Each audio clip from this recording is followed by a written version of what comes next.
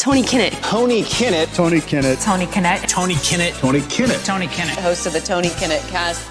Let's get down to business. You're listening to the Tony Kinnett Cast on 93 WYPC. Here on the Daily Signal. Good evening and welcome to the Tony Kinnett Cast. I'm Tony Kinnett. It is good to be with you because there is a lot to dig into today, the day before we discover who is the best in the Midwest. That's right, we're heading into the vice presidential debate tomorrow evening. And so, with a big presidential debate lined up, we have a really big show lined up for you.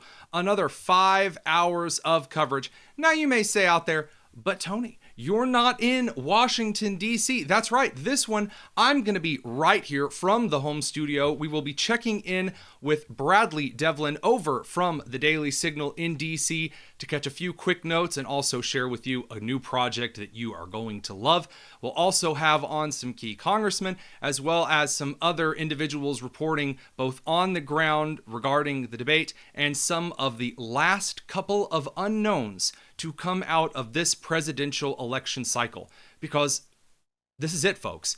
We are in the last stretch. I mean, you can really queue up Green Day. September is over. We are now looking to the last month before one of the most crucial presidential elections in the history of this republic, at least in our lifetimes.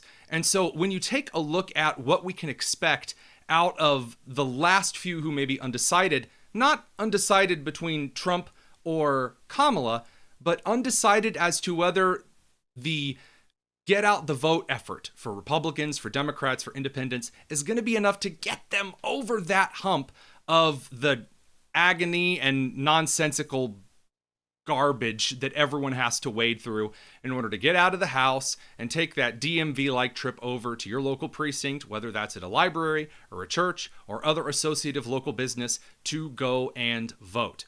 And that brings us to one of the most difficult decisions that I think a campaign might have to have dealt with over the last weekend.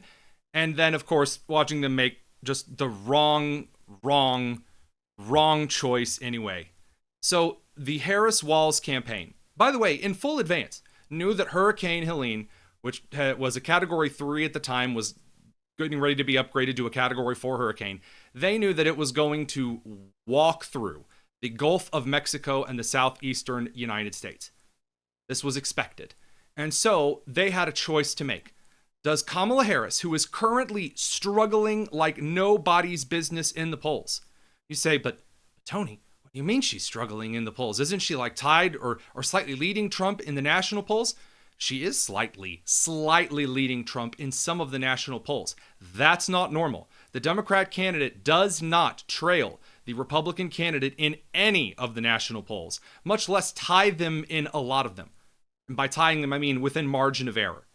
To add insult to injury to the Harris-Walz campaign, they are struggling in the swing states, every single one of the swing states. And just as soon as you start to think that one of the swing states starts to lock down for one specific candidate, then it ends up breaking away and they have to go back. It's kind of like whack-a-mole. As soon as Kamala Harris is done with Wisconsin and done trying to nail down the abortion vote of suburban women in that state, she then goes to Arizona, desperate to try to turn the disastrous record of her administration with Joe Biden on the southern border down in Arizona, another swing state.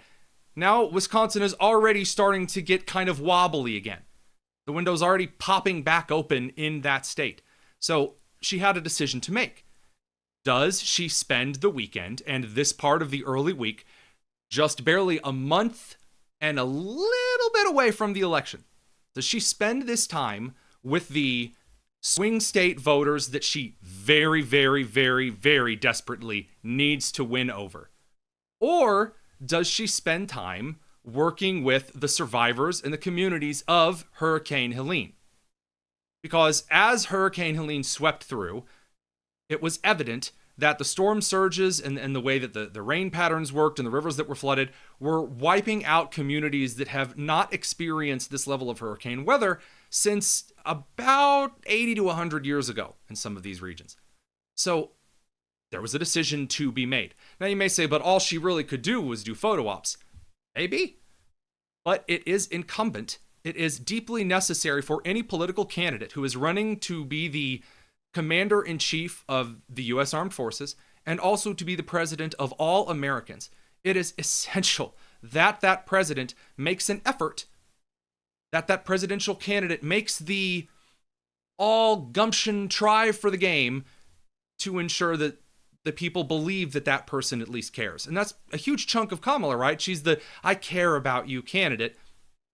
And yet, instead of actually going to work with those who had survived Hurricane Helene over the weekend, she instead went to, you guessed it, folks, she went to fundraisers in the Bay Area. She went to San Francisco to raise money this weekend. Now you say, well, you know, what does that matter? After all, what else could she have done? Well, there really wasn't anyone leading the country at all. Biden was laying on a beach in Delaware. So while the country was looking around going, hey, where's the president?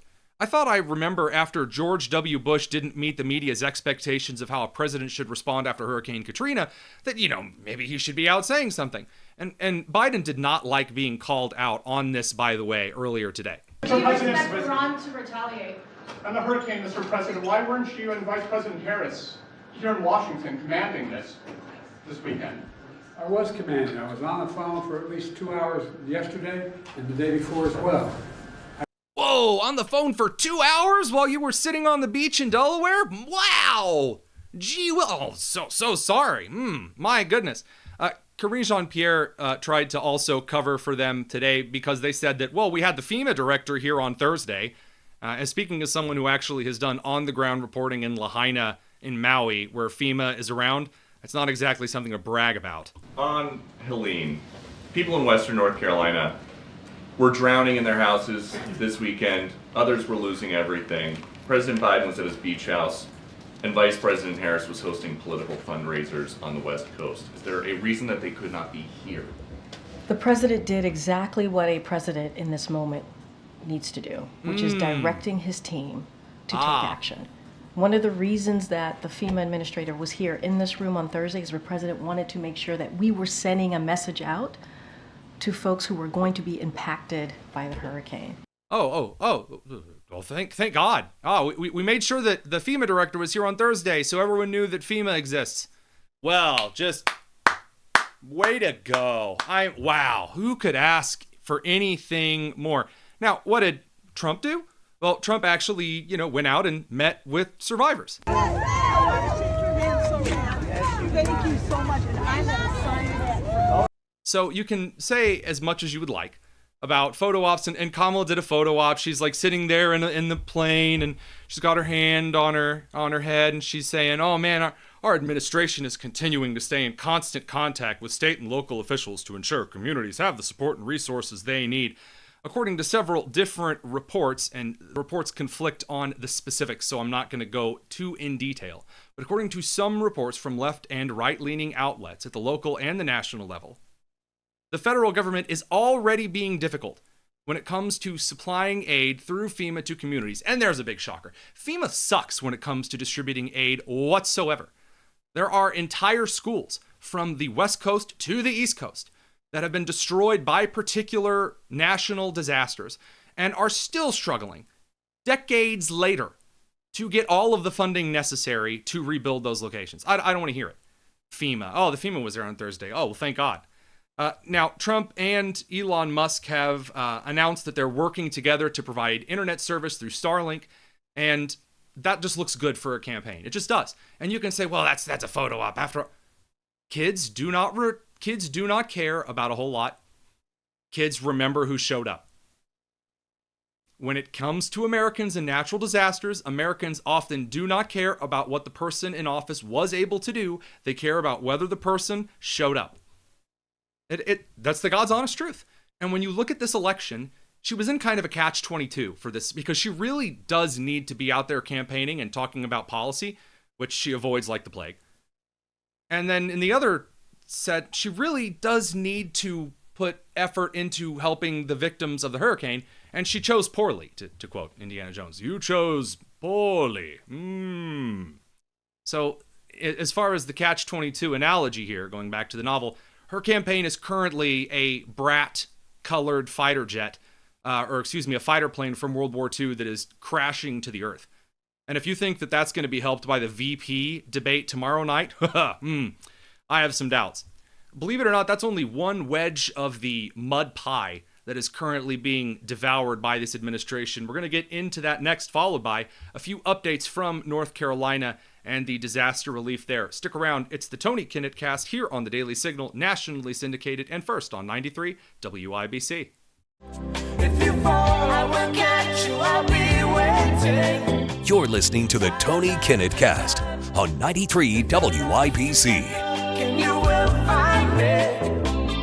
Well, we've got some breaking news to share with you. According to open intelligence sources, there have been possibly 2 or 3 rocket impacts reported within areas occupied by both United States and Iraqi forces at Baghdad International Airport and the nearby Camp Victory complex. And I was not looking to go into, obviously, breaking news is within the last hour that we're receiving reports of rocket strikes on U.S. positions in the Victory complex in Iraq. But this speaks to a broader issue that the Biden administration has completely eroded in the United States on the world stage. And the erosion is particularly strong in regard to the United States standing regarding Israel in the Middle East. So what is this standing? What is this situation? What is eroding? What is eroding is the United States authority as the military leader of the world, Pax Americana. Now, some of you may say, well, I don't think the United States should be involved in a lot of things out there. Okay, I hear you. However, the problem of the entire world and then the United States taking its hand kind of off the wheel per se is that we get a lot of goods and a lot of services and a lot of supplies from those regions of the world. And it turns out that people who really don't like us end up seizing the control of those particular pathways, like the Red Sea, for instance, and then it drastically raises the price of those goods that cannot just be magically fixed with a Made in America sticker here back at home. And it ends up ruining large parts of the United States economy and hurting Americans. So it's essential that we maintain trade dominion. It also makes sense to, kind of keep Americans safe abroad. Americans have a right to be safe abroad. Whether you do or don't like it, I'm sorry, there is no radical out there that has some magical fundamental right to kill Americans. That's not a thing the United States government should be able to stomach. However, Biden's administration, since his disgusting pullout from Afghanistan, in which 13 U.S. troops were killed by the effects of and the after effects of a suicide bombing near the airport, what we're looking at since is just a devastating wake of embassy evacuations, of the U.S. retreat that costs the lives of men and women wearing the United States Marine, Army, Air Force, and Naval uniforms. It's disgusting. And then you have individuals like Vice President Kamala Harris, who Biden bragged was the last person in the room on all these important decisions like Afghanistan, who Kamala Harris has bragged was the last person in the room, who then, at the debate between Vice President Harris and Donald Trump on ABC News, she actually intoned this insane, look, people make, kind of grandiose claims when they're in a political debate. It's been the case since the beginning of time. There are some claims, though, that are just so bonkers, bewildering out there that it's just jaw-dropping. The claim that Kamala Harris made was that there were no troops around the world from the United States in active duty combat situation. Hear it from the horse's mouth herself. As of today, there is not one member of the United States military who is in active duty in a combat zone in any war zone around the world, the first time this century. First of all, the levels of garbage, of burning, festering waste that statement cannot be measured in any short amount of time. That's not true. In no region of the world that there is conflict is the United States not at least continually maintaining a basic security presence. the United States does have deployed forces in several regions in the Middle East, in Eastern Europe, in various roles and capacities, in Africa. It's grossly dishonest, but why then has the United States just thrown this out completely? Because it's obviously it's bad enough that there are rocket strikes happening on U.S. installations, on U.S. ally installations over in the Middle East. Now, the allies of the United States, who up until a couple of years ago, the United States would say jump, and our allies would say cool, how high? And then we would have protectorates, which are a level below ally. Well, we have allies, and then we have defense agreement countries, and then beneath that we have protectorates, which are nations that, or dominions or territories that exist, some in hostile areas, and occasionally in exchange for us being the military force protecting them or aiding them, we say jump, they say how high. That's how foreign policy works. In the case of Israel, in the case of Ukraine as a protectorate, we have completely failed in that role.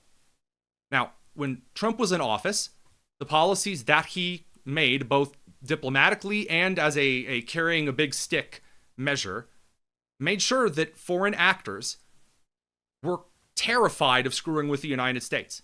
Putin invaded Ukrainian territory during the Obama administration, was terrified of Trump during the Trump administration, because they didn't know if he was going to nuke him or not. And then Biden, as soon as Biden pulls out from Afghanistan and allows U.S. soldiers to be slaughtered with no recompense of any kind, that being according to the Gold Star members themselves, then Putin is like, oh, well then, Biden's a coward. Biden and Harris are awful at this. They're embarrassing, they're disgusting and weak. And so he marches into Ukraine. Okay, excellent. So what started happening during the October 7th attack when Hamas launched its foray of destruction, rape, and murder into Israel? Well, for a while, Israel tried to work with the United States in responding with the dog leash around their neck that the Biden administration desperately tried to put on them, because the Biden-Harris administration really wants to sympathize, or really wants to empathize, I should say, with the pro-Hamas Shia Muslim factions in Michigan. Now, not Sunni Muslim factions across the country.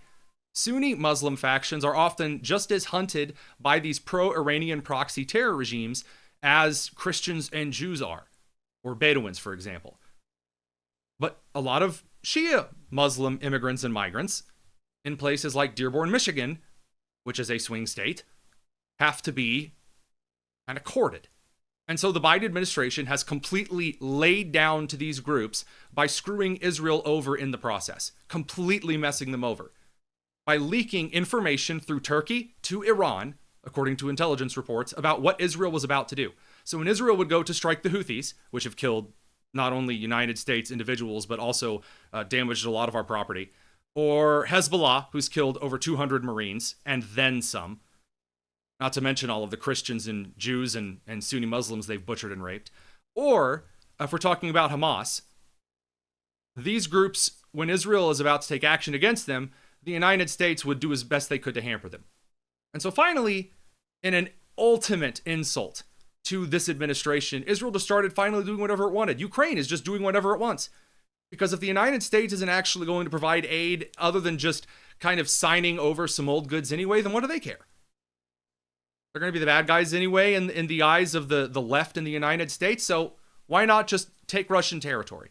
Or in Israel's case, why not just wipe through Hezbollah? And now the Biden administration can't even claim victory over these things because this absolutely spayed and neutered administration doesn't even have the gall, the wherewithal, to act in a way and in a manner that protects United States interests. So that Iran is terrified to go against Israel at this point because Hezbollah has been wiped out in like a month, and Hamas is next to nowhere near existent. The Houthis are next. The United States is still getting slapped by these organizations that, honestly, don't even take a boot to stomp on. Like a child's sneaker is enough to stomp on some of these organizations. And the Harris-Biden administration owns that humiliation. It is the worst abysmal disappointment in foreign policy since early Vietnamese War policy. And it's only going to continue under a foreseeable future of the same United States attitudes and actions. In a second, we're going to connect with Daniel Elmore, producer for the show. He's on the ground in North Carolina. we're going to get a bit of an update on the disaster and some of the relief and recovery efforts. Stick around. This is the Tony Kinnett Cast here on the Daily Signal, first on 93 WIBC.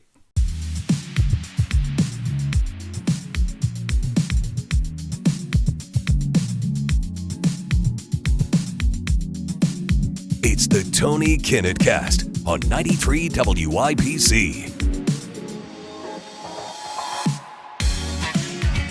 Good evening. Welcome back to the Tony Kinnett Cast. We are live with show producer Daniel Elmore. He's on the ground in North Carolina, where so much of the devastation from Hurricane Helene is still wreaking havoc on the communities. Daniel, good evening. Good evening. So kind of lay it out for us. A lot of us obviously are in the Midwest and then, of course, in the center and the West Coast. We're not seeing a lot more than heavy rain here. Tell us about some of the devastation that you have seen in both your part of North Carolina and a bit more out from there. Sure. So where I'm from, I'm about 200 miles from the coast, so we do not have hurricanes come to this area. You just don't see this kind of weather event happen here. You don't plan for this kind of weather event to happen here. You are 200 miles from the coast. People come to this area of the state to get away from hurricanes. What we saw on Thursday is that we had a lot of rain come in early in the morning, and then that afternoon and evening we had the hurricanes come in, and that is what really caused the devastation that we saw throughout western North Carolina and Appalachia. Now, this is really kind of the key rough part here. So we saw at least a lot of the footage of heavy storm surges that were coming through when we're, taking even higher elevation points, water going right up to the gutters of the buildings. How long did it take for those storm surges to recede, or are many of them still up? Unfortunately, many of them are still up. A lot of dams have had not complete failures, but minor failures, and we've had stuff going over dams. And even if the problem that we've also seen is that roads are closed everywhere, and they get washed away. So what we see is that basically, even if you want to get to higher ground, you cannot unless you're on foot. So given this kind of it's kind of a multifaceted disaster, right? Because again, you've said transportation options have been completely washed out and washed away. Recovery rescue vehicles are struggling to get in. Obviously, a lot of not just the water holding and reservoir capacities of the dams have either had minor or major failures, but also the power generation has been rough. The internet outages as well have been a serious struggle.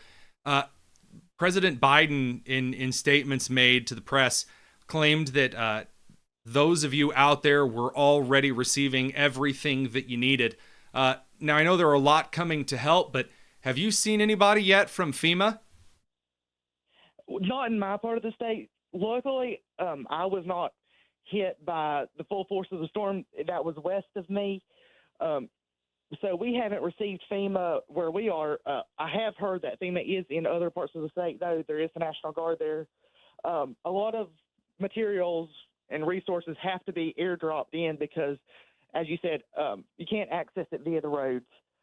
And it's mountainous terrain, and there's no way to contact people. So if you're stranded, there is no way to get to people except through the air.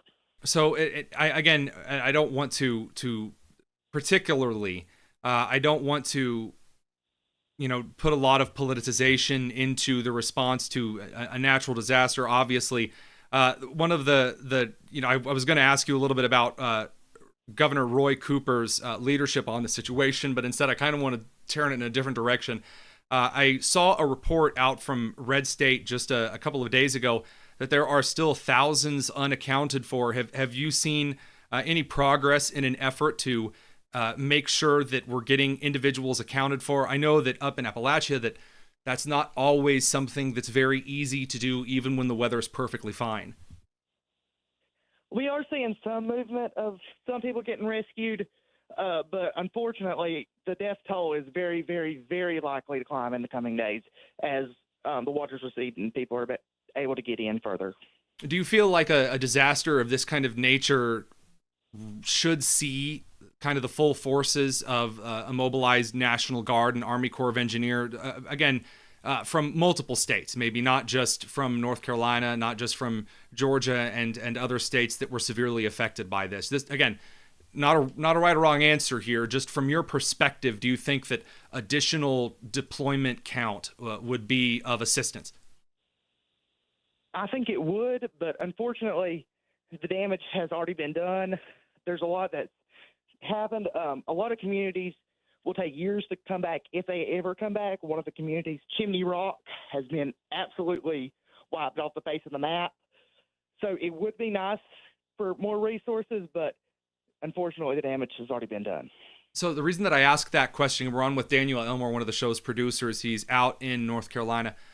One of the reasons that I wanted to discuss this was the only way that I can describe it to viewers is if you've ever finished some kind of an event, you ever got done at church, some kind of an event that you had there, and you're cleaning up, right? You're cleaning up the event after it's over, and you kind of look up and you're like the only one in the room, and you're like, man, we could get this done in 15 minutes if we had 10 or 15 people, many hands making light work.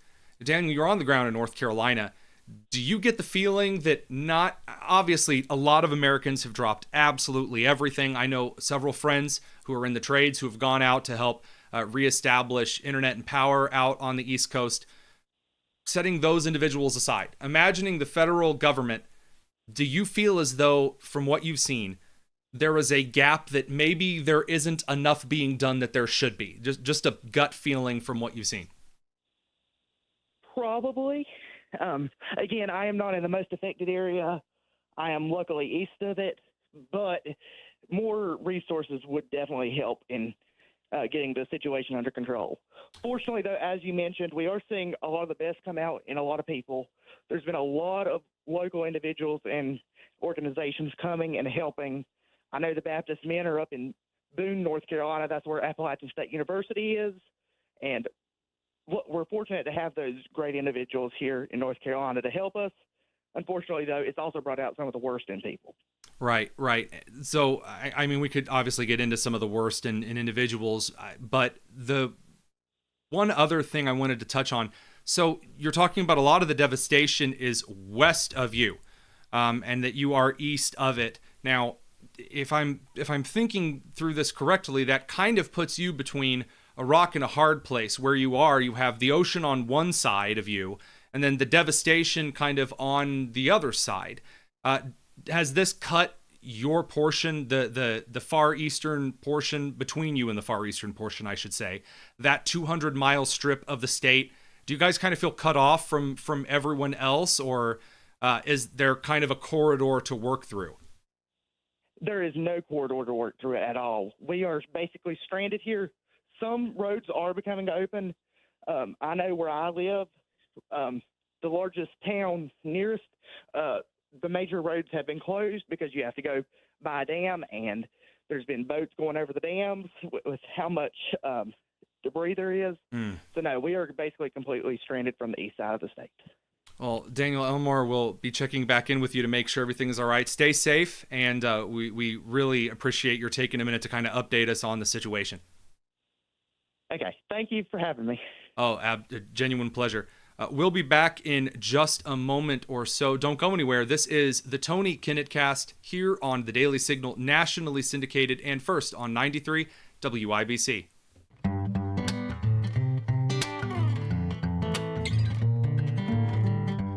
It's the Tony Kinnett Cast on 93 WIBC. Just a curbside prophet with my hand in my Hey, pocket. welcome back to the Tony Kinnett Cast. It's good to be with you, whether you're tuning in via the live streams on YouTube and Twitter X, or you're, of course, checking out our stuff over on any of the syndicated radio or TV stations that we are on across the country. And the reason I bring things in that way is because we've got kind of an interesting event tomorrow. It is the Best of the Midwest, the Thunderdome down home. It's time for Senator J.D. Vance from Ohio to face off against Governor Tim Walz of Minnesota in a clash of okay proportions. Now, the reason I say it's a clash of okay proportions is because it's the vice presidential debate. Will it have a pretty big impact on the election? No. However, this is kind of the debate that everyone seems to be interested in watching. And I think there are two good reasons for that. We're going to go ahead and lay them right out without any additional pretense. Reason number one is because Walz is a pretty definitive socialist. He openly advocates for the very progressive wing of the party in a far more articulate way than Kamala Harris, who's more interested in telling you about how, as a holistic individual unburdened by what has been, she grew up in a middle-class family and she did the fries. That's pretty much all that she has to offer. Some awkward laughter and, plagiarizing Dr. King is really where she ends. Tim Walz isn't like that, though.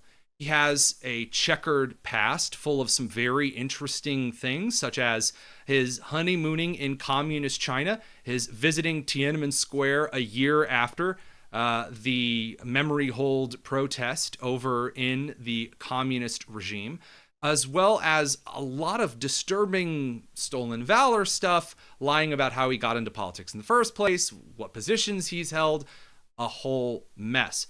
But he is very, very progressive on the political scale. On the flip side of that, you have J.D. Vance, who is a very articulate member of the populist right. He kind of borders on the ground between a populist and a traditional conservative. He is a lot of individuals call him just kind of the Trump attack dog. I don't know if that's precisely the best way to characterize him. He is a very passionate Republican senator who has a serious investment in manufacturing and industrial policy in the Midwest. So actually seeing Vance, who can talk about the economy and culture, go up against a guy who is governing a state with very progressive ideas on culture and on the economy and industry in Minnesota, that's going to be pretty wild. I think that's going to be one that is useful to watch in the same way that it was useful to watch Governor Ron DeSantis of Florida face off against Governor Gavin Newsom of California. When you actually take a look at where the country is headed, watching Trump face off against Kamala, not that interesting. The reason I say that is because everyone kind of goes in there already deciding who has won, and there's not a whole lot of heavy-hitting ideological philosophy of how this country is going to be governed going on. It's just both of them trying to one-up each other the entire time. Whereas Vance and Walz, there's not really a set, determined list of things that need to be accomplished. There's just going to be, what does my administration and your administration have to offer the American people? Because there's a lot more than campaign slogans to running a country for 4 years. Again, the vice president is just the first elected press secretary for that president. Above Karine Jean-Pierre, there is Kamala Harris for the Biden administration. She is the first press secretary for Biden. In the same way, Mike Pence was the press secretary for the Trump administration before you even got down to Huckabee Sanders or any of the others. So now that we take a look at the vice presidential debate, where should you watch it? Do not just turn on the TV and watch the debate. No! That's a waste of time and you know it. Why would you sit through that nonsense when what you could do and what you should do is you should head over to the Daily Signals YouTube page and watch it with us. We're going to do some great pre-debate coverage over here starting promptly when the Tony Kinnett Cast begins at 7 p.m. Eastern. We're going to go over some of the news for the day because we all know there's going to be a lot of news that pops up and is a wonderful distraction.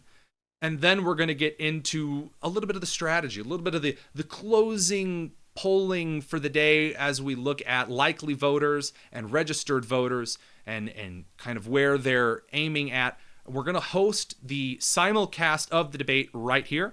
And then immediately afterwards, we have got representatives from Pennsylvania. We have some pretty phenomenal pundits, as well as journalist Bradley Devlin from the last debate coverage is going to be joining me again all the way from D.C., that lovely swamp-infested garbage heap of a town.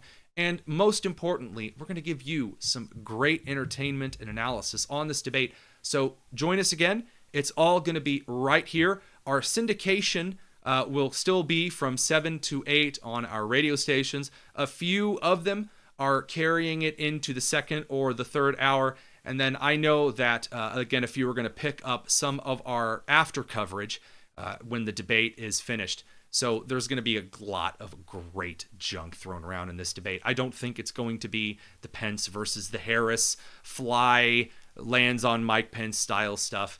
What you're going to have is cranky old Tim Walz defending his stolen valor with J.D. Vance, who is probably one of the most articulate Republican senators.